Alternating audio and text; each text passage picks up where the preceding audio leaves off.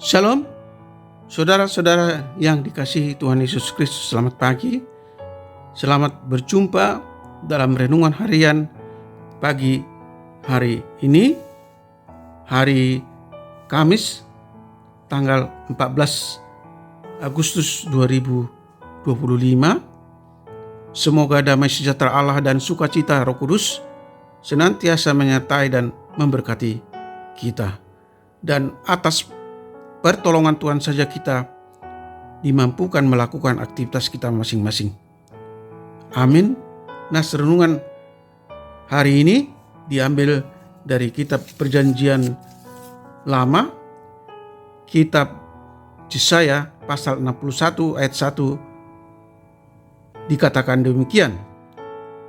Roh Tuhan Allah ada padaku, oleh karena Tuhan telah mengurapi aku. Ia telah mengutus aku untuk menyampaikan kabar baik kepada orang-orang sengsara dan merawat orang-orang yang remuk hati, untuk memberitakan pembebasan kepada orang-orang tawanan dan kepada orang-orang yang terkurung kelepasan dari penjara. Demikian firman Tuhan. Tema renungan, tetaplah dalam Roh Tuhan. Saudara yang dikasihi Tuhan Yesus Kristus, dunia kita saat ini penuh luka batin, luka sosial, luka ekonomi, dan luka jiwa. Banyak orang berjalan dengan senyuman palsu, menyembunyikan kepedihan yang di dalam. Di tengah situasi seperti inilah, nubuatan Yesaya memberikan kekuatan, pemulihan, dan pengharapan. Yesaya menubuatkan Mesias yang akan datang, yaitu Yesus Kristus, dan nubuatan itu telah terjadi sebagaimana yang diberitakan Injil Lukas pasal 4 ayat 16 sampai dengan ayat 21. Ketika saat itu Yesus sendiri membaca kitab Nabi Yesaya ini, dan Yesus menyatakan bahwa dia sendirilah yang dinubuatkan itu. Yesus adalah anak Allah yang telah diurapi dan diutus ke dunia ini untuk menyampaikan kabar baik bagi orang yang lemah dan memberitakan pembebasan bagi yang tertawan. Dia adalah penyelamat dunia ini. Dan saat ini kita yang telah percaya dan menerima Yesus sebagai juru selamat dunia, kita juga dipanggil untuk menyampaikan kabar baik bagi dunia ini.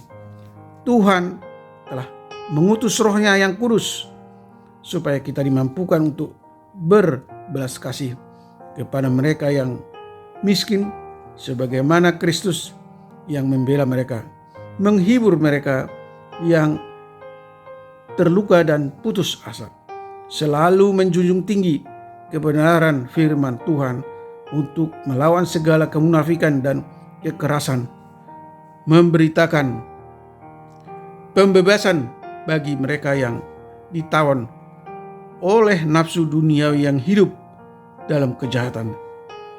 Saudara yang dikasihi Tuhan Yesus Kristus, kita mungkin bukanlah orang yang sempurna untuk dapat melakukan semua ini, tetapi Tuhan hanya meminta kesediaan kita, maka Dia akan menolong kita.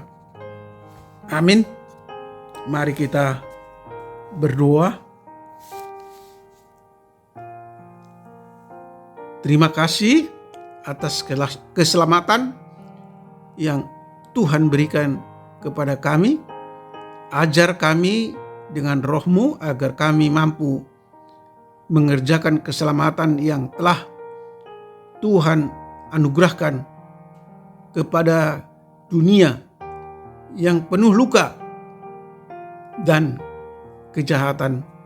Ajar kami lewat kebenaran firman-Mu untuk melawan segala kemunafikan, kejahatan, kekerasan, dan membebaskan mereka yang ditawan.